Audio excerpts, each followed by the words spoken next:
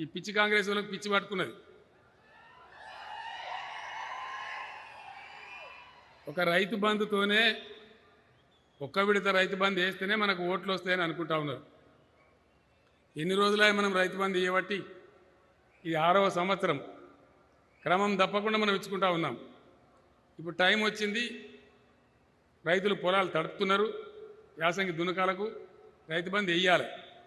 ఇక దాన్ని ఇయ్యనియద్దంటే ఈయనియద్దని కాంగ్రెస్ వాళ్ళు రోజు ఎలక్షన్ కమిషన్కి దరఖాస్తు, ప్రతిరోజు. సరే మనం అడిగినాం, ఇది అదునయ, ఇది రెగ్యులర్ కార్యక్రమం, కొత్తగా శాంక్షన్ చేసి ఇస్తలేం, పాతదే కొనసాగింపు అని చెప్తే ఒకరోజు టైం ఇచ్చినారు వాళ్ళు, ఒకటే రోజు, అది కూడా రేపే మంగళవారం నాడు.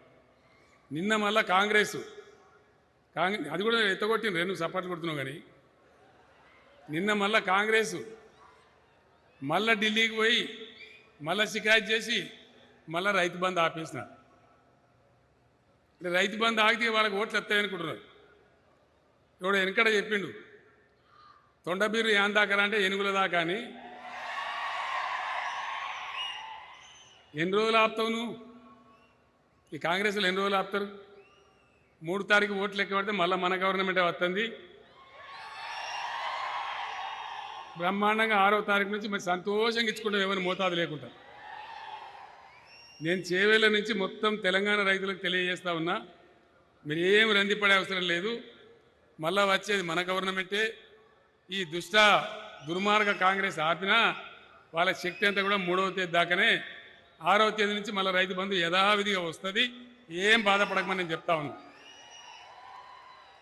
అంటే ఇంత నీచంగా ఆలోచిస్తారు. రైతు బంధు కొత్తది కాదు కదా, 6 ఏళ్ళ నుంచి 7 ఏళ్ళ నుంచి మనం ఇచ్చుకుంటూనే ఉన్నాం. అది రెగ్యులర్ కార్యక్రమం, కొత్తగా శాంక్షన్ చేయలే. కానీ దాన్ని కూడా ఆపితే మాకేమైనా లాభం అవుతుందేమో అంత నీచంగా ఆలోచిస్తారు. బీఆర్ఎస్ పార్టీ మీ అందరి ఆశీర్వాదంతో అధికారంలోకి వచ్చింది. 10 సంవత్సరాల బీఆర్ఎస్ గవర్నమెంట్ చరిత్ర, 50 సంవత్సరాల కాంగ్రెస్ గవర్నమెంట్ చరిత్ర, ఈ రెండు మీరు బేరీజ్ వేయాలి దయచేసి. అప్పుడేం జరిగింది, ఇప్పుడు ఏం జరుగుతుంది, అప్పుడు ఎట్లా ఉండే పరిస్థితులు ఇప్పుడు ఎట్లా ఉన్నాయి. హైదరాబాద్ పక్కకే ఉంటారు మీరు. మీ దగ్గర మీ భూములు అమ్మకుంటా 111 జీవో పెట్టిండ్రు, కానీ దాన్ని ఎత్తేసే ప్రయత్నం ఎవరు చేయలే, దాన్ని తీసే ప్రయత్నం చేయలే. ఇక్కడనే పక్కనే సిటీ పక్కనే ఉంటుంది, ఎయిర్పోర్ట్కు దగ్గర ఉంటుంది, ఇండస్ట్రీలు తెచ్చే ప్రయత్నం కూడా చేయలే ఎవరు కూడా. వీళ్ళు ఇప్పుడే యాదయ్య గారు కూడా చెప్పిండ్రు, షాబాద్లో వెల్స్పన్ కంపెనీ వచ్చింది, కైటెక్స్ కంపెనీ వచ్చింది. దీని ద్వారా చాలామంది, కొన్ని వేల మందికి ఉద్యోగాలు వస్తాయి. అట్లనే చందనవల్లిలో అమెజాన్ కంపెనీ వచ్చింది, కటేరా కంపెనీ వచ్చింది, కుందానా కంపెనీ వచ్చింది, ఈస్టర్ కంపెనీలు వచ్చినాయి. సీతారాంపురంలో ఎలక్ట్రిక్ వాహనాల తయారీ కంపెనీ నిర్మాణం జరుగుతూ ఉంది. అదేవిధంగా కాజీపేట రైల్వే కోచ్ ఫ్యాక్టరీ ఎగ్గొట్టినా కేటీఆర్, మన యాదయ్య గారు వీళ్ళందరూ కలిసి బ్రహ్మాండంగా రైల్వే కోచ్ ఫ్యాక్టరీ తెచ్చినారు. మన శంకర్పల్లి మండలంలో కొండకల్ గ్రామంలో పెట్టుకున్నారు. నేనే పోయి ఇనాగరేషన్ చేసిన బ్రహ్మాండమైన రైల్వే కోచ్ ఫ్యాక్టరీ కూడా అక్కడ వచ్చింది. ఇవన్నీ కూడా ఎప్పుడు వచ్చినాయి? యాదయ్య గారు ఎమ్మెల్యేగా ఉండగా బీఆర్ఎస్ గవర్నమెంట్లే వచ్చినాయి. అంతకుముందు ఎవడు పట్టించుకోలే. నేను మీకు ఒక్కటే మాట మనవి చేస్తా ఉన్నా, మీకు ఎక్కువ విషయాలు నేను చెప్పను. మీరు అన్ని తెలిసిన వాళ్ళు, హైదరాబాద్ దగ్గర ఉంటారు, మీకు రాజకీయాలు కూడా బాగా తెలుసు. మీకు ప్రధానంగా 2-3 సమస్యలని. నంబర్ 1, 111 జీవో కంప్లీట్ క్లియర్ కావాలి. పోయిన ఎలక్షన్లో నేను మీకు మాట ఇచ్చిన ప్రకారం ఎత్తేసినాం. దానిలో ఏముంటుందంటే ఒక మాస్టర్ ప్లాన్ తయారు చేయాలి. హైదరాబాద్కి అంటుకొని ఉండే ఏరియా కాబట్టి, హైదరాబాద్లో మళ్ళీ కలుస్తుంది కాబట్టి రేపు నగరానికి ఇబ్బంది రావద్దని చెప్పి మాస్టర్ ప్లాన్ కూడా తయారవుతూ ఉంది. బహుశా కొద్ది రోజులలోనే నెల 15 పూటలలో అది అయిపోతుంది, క్లియర్ అయిపోతుంది. నా బాధ్యతనే మనవి చేస్తూ ఉంది. దాని గురించి మీకు ఎవరికి అనుమానం అవసరం లేదు. అది చేయించే బాధ్యత నాది, తప్పకుండా అయిపోతుంది. దాని గురించి మీకు చింత అవసరం లేదు. రెండవది, మీకు పాలమూరు ఎత్తిపోతల పథకం నీళ్లు రావాలి. అయిపోయింది. మొన్న 10 ఏళ్ళు కాంగ్రెస్ వాళ్ళు కేసులు పెట్టి ఆపినారు, దాంతో ఆగిపోయింది. మొన్న క్లియర్ అయిపోయింది. మీరందరూ టీవీలలో చూసినారు. నేనే పోయి స్విచ్ ఆన్ చేసి ప్రారంభించాను. మొట్టమొదటి దాని పేరే రంగారెడ్డి పాలమూరు ఎత్తిపోతల పథకం. మీ వాటా మీకే ఉన్నది, మీరేం రందిపడే అవసరం లేదు. ఈ కాంగ్రెస్ వాళ్ళు వేసిన దొంగ కేసులతోని ఆలస్యమైంది తప్ప వేరే లేదు. అసలు దాంతో వచ్చే నీళ్లు ఫస్ట్ చేవలకే వస్తాయి నీళ్లు పాలమూరు నుంచి. ఇక్కడ ఉద్దండాపూర్ రిజర్వాయర్ ఉంది, దాంతో కాలువ తవ్వేస్తే వచ్చేస్తాయి. మొన్నటిదాకా స్టేలు ఉండి పనులు ఆగినాయి, ఇప్పుడు ఆ బాధలు కూడా పోయినాయి. కాబట్టి కొన్ని నెలలనే మీ మొత్తం వికారాబాద్ జిల్లా కావచ్చు, రంగారెడ్డి జిల్లా కావచ్చు, బ్రహ్మాండంగా పాలమూరు ఎత్తిపోతల పథకం నీళ్లు వస్తాయని చెప్పి నేను మనవి చేస్తా ఉన్నాను. కానీ ఒక ప్రమాదం ఉన్నది, మీరు ఒక విషయం ఆలోచన చేయాలి. మేమేమో మొట్టమొదటి ప్రాధాన్యత సంక్షేమానికి ఇచ్చినాం. సంక్షేమ కార్యక్రమాలు మీ కళ్ళ ముందర ఉన్నాయి. మేము ఏమేం చేసినామని పెన్షన్ 200 రూపాయలు కాంగ్రెస్ ఇస్తే ఇలా 2000 రూపాయలు ఇస్తా ఉన్నాం. ఎన్నికల తర్వాత దాన్ని 5000 రూపాయలకు తీసుకుపోతామని మీకు తెలియజేస్తా ఉన్నా. అదేవిధంగా రైతు బంధు, ఆ పదం పుట్టించిందే కేసీఆర్ బీఆర్ఎస్ పార్టీ. అంతకుముందు మనకి ఐడియా కూడా లేదు. కానీ డేంజర్ ఏంది, ఇప్పుడు ఉత్తమ్ కుమార్ రెడ్డి గారు మాట్లాడుతున్నారు, కేసీఆర్కి ఏం పని లేదు, ప్రజలు కట్టిన పన్నులు అన్నీ కూడా తీసుకుపోయి రైతు బంధు ఇచ్చి వేస్ట్ చేస్తున్నాడు, దుబారా చేస్తున్నాడు అని మాట్లాడుతున్నాడు. రైతు బంధు వేస్టా అండి? వేస్టా రైతు బంధు? రైతు బంధు ఉండన్నా? ఖచ్చితంగా ఉండాలి. రైతు బంధు ఉండాలి అంటే ఇక్కడ యాదయ్య గారు గెలవాలి, అంతే కదా. తెచ్చేటోడు ఉంటేనే వస్తుంది కదా రైతు బంధు. రైతు బంధు ఉంటుంది, ఉండు కాదు. ఇప్పుడు ఎకరానికి 10,000 రూపాయలు వస్తున్నాయి సంవత్సరానికి, రేపు 16,000 చేస్తా ఉన్నామని మీ అందరు తెలియజేస్తా ఉన్నాం. ఇప్పుడున్న పిసిసి అధ్యక్షుడు ఆయన చెప్తున్నాడు, కేసీఆర్ 24 గంటల కరెంట్ చెట్టి వేస్ట్ చేస్తాడు, 3 గంటలు చాలు ఉంటాడు. చాలుతుందా 3 గంటలు? ఎన్ని గంటలు ఉండాలి? ఎన్ని గంటలు ఉండాలన్నా? 24 గంటల కరెంట్ ఉండాలంటే అందరూ ఒకసారి చేయలేబట్టుంది. కెమెరాలు అక్కడ దింపుని బయట దింపుని 24 గంటలు ఉండాలి కదా. 24 గంటల కరెంటు ఉండాలంటే కూడా ఇక్కడ యాదయ్య గారు గెలవాలి. ఎందుకంటే ఇక్కడ ఏ ఎమ్మెల్యే గెలుస్తాడో రాష్ట్రంలో అదే గవర్నమెంట్ వస్తుంది, అంతే కదా. మరి మీరు కత్తి ఒకని చేతిలో పెట్టి యుద్ధం ఇంకో చేయమంటే చేస్తారా? కత్తి ఎవరి చేతిలో పెట్టినా వాని చేతిలో పెడితేనే జోరుగా దింపుతాడు, అంతే కదా. మరి యాదయ్య గారికి వెళ్తేనేమో 24 గంటల కరెంట్ ఉంటుంది, అదే కాంగ్రెస్ వాడికి వెళ్తే 3 గంటలకు పోతుంది. మేము అడిగినాం 3 గంటలకు ఎట్లా వాడుతుంది పోయి పొలం అంటే 10 HP పెట్టుకోమన్నట్టు. 10 HP పెట్టానంటే ఇలా తెలంగాణ రాష్ట్రంలో 30 లక్షల పంపు సెట్లున్నాయి, 70-80 వేల కోట్ల రూపాయలు కావాలి. 3 గంటలు వస్తుంది 10 HP మోటార్లు, అందరం ఒకపారు ఒత్తినాం. పటాకులు వెళ్ళినట్టు వెళ్తాయి ట్రాన్స్ఫార్మర్లు. ట్రాన్స్ఫార్మర్లు కాదు, సబ్స్టేషన్లే పేలిపోతాయి. ఉంటుందా కరెంట్? నిలబడుతుందా? మరి ఇంత జ్ఞానం లేకుంటే ఒక ఇట్లా మాట్లాడుతున్నాడు కాంగ్రెస్ వాళ్ళు. ఇంకొక ఆయన కర్ణాటకకి వెళ్ళొచ్చి ఊపుకుంటా ఆయన చెప్తాడు, కేసీఆర్ నీకు తెలుసా మా సంగతి, మేము ఎంత గొప్పలమో, మా కర్ణాటక రాష్ట్రంలో 5 గంటలు ఇస్తున్నాం అన్నాడు. ఏదైనా సన్నాసి మాది 24 గంటల రాష్ట్రం రా నేను చెప్పింది. ఈ విధంగా ఉన్నది. ఇంకొకటి చెప్తా ఉన్నారు కాంగ్రెస్ వాళ్ళు, చాలా డేంజర్ మాట. దయచేసి ప్రతి రైతు విషయం ఆలోచన చేయాలి. మేము ధరని తీసేస్తాం, బంగాళాఖాతంలో ఇస్తాం అంటున్నాం. ధరని తీస్తారట. మరి ఏం పెడతారా బయట? భూమాత పెడతారట. అది భూమాతనా భూమేతనా? ఏమని కొంపలు ఊచుకుంటారు మళ్ళా? అంటే ఎందుకు వాళ్ళకి ఏం బీమారి అవుతుంది? ధరణితో ఏం జరిగింది? ఎవ్వల భూములు వాళ్ళకు క్షేమంగా ఉన్నాయి. ఒకని భూమి ఒకనికి రాసే పరిస్థితి లేదు, పేర్లు ఎటువంటి మార్చే పరిస్థితి లేదు, అంతే కదా. ప్రభుత్వం తన దగ్గర అధికారాన్ని బదిలీ చేసి, మాది రైతు ప్రభుత్వం కాబట్టి రైతులు క్షేమంగా ఉండాలని మీ బొటనవేలుకి అధికారం ఇచ్చినాం. మీ బొటనవేలు పెడితే తప్ప మీ భూమి మీద మీ పేరు మార్చే అధికారం ఇలా ముఖ్యమంత్రి కూడా లేదని మనం చేస్తా ఉన్నాం. మరి మళ్ళీ ఇప్పుడు తీసేసి పాత పద్ధతి పెడతాం, మళ్ళీ పటవారీలు వస్తారు, కౌలు రైతులు వస్తారు, రైతు బంధు కౌలు రైతుకే ఇస్తారట. అంటే ఏం జరుగుతుంది? రేపు మళ్ళీ మనం ఆఫీసుల చుట్టూ తిరగాలి, మళ్ళీ పానీ నకలు తీయాలి. పానీ నకలు అంటే లాభం అంటాడు.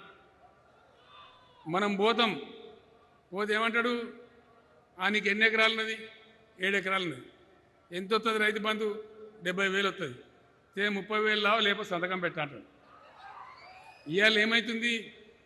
మీరు మీ ఇంట్లోకి వెళ్ళి అడుగు బయట పెట్టకుండా, ఎవడు మధ్య దళారీ లేకుండా, మీరు ఏ ఆఫీస్కి పోకుండా, మీకు ఎంత పొలం ఉన్నదో అంత మేము అక్కడ డబ్బులు ఎత్తే బ్యాంకులో పడుతుంది, మీ సెల్ ఫోన్లు టింగు టింగుమని మోగుతున్నాయి.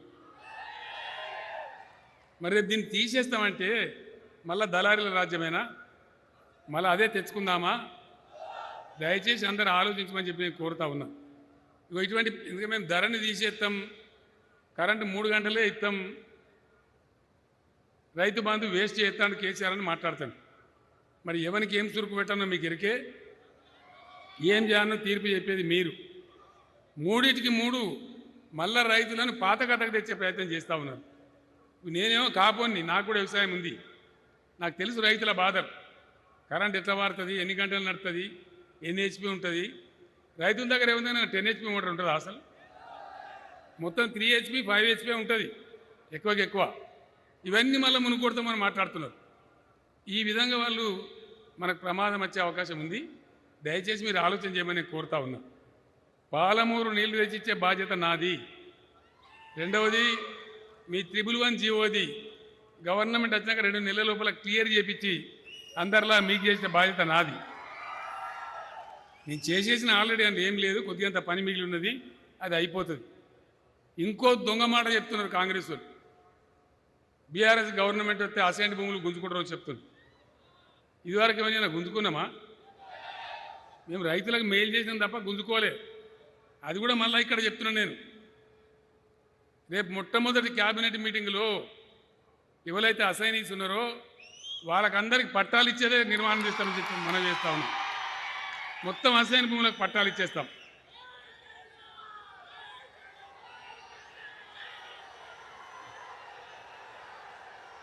తర్వాత మన యాదయ్య గారు ఉన్నాడు. యాదయ్య గారు ఈయన నాకు విచిత్రమైన దోస్తు. నేనేమో అందరికి ఆర్డర్ ఇస్తా, యాదయ్య గారు నాకు ఆర్డర్ ఇస్తాడు. నా దగ్గరవాడు కాబట్టి నేను రాగానే అడతా, ఎమ్మెల్యే సాబ్ ఏం ఆర్డర్ అని చెప్పి. ఇంకా చేసిన దాకా ఊకోడు, పట్టుబడతాడు మొండి. ఈసా బాగు మీద, మూసీ బాగు మీద బ్రిడ్జిలు కావాలని నన్ను ఆ మంత్రులను ఆగమాగం పట్టించాడు. అవసరం ఉన్నది, జనం పెరిగింది, మాకు గ్రామాల రాకపోకలు పెరిగినాయి, కంపల్సరీ నాకు బ్రిడ్జిలు కావాలని ఆ పంచాయతీరాజ్ మంత్రి, ఆర్ఎండ్బి మంత్రి అయితే సత్య పరిస్థితి అంది వాళ్ళకు. అంత ఎంబడబడి తెచ్చిండు. యాదయ్య గారు నాకు తన దగ్గర మనిషి, మీకు అందరికి తెలుసు. ఆయన అడిగిన తర్వాత నేను కాదని ముచ్చట కాదు. ఇది ఎస్సీ రిజర్వ్ ఉన్న నియోజకవర్గం. ఆయన మాకు అందరికి దళిత బంధు కావాలన్నాడు. చేవెళ్ళ నియోజకవర్గ దళిత సోదరులకు నా మనవి, 100% యాదయ్య కోరినట్టు నేను దళిత బంధు పథకం మీకు వచ్చినట్టు పెడతా. చేవెళ్ళ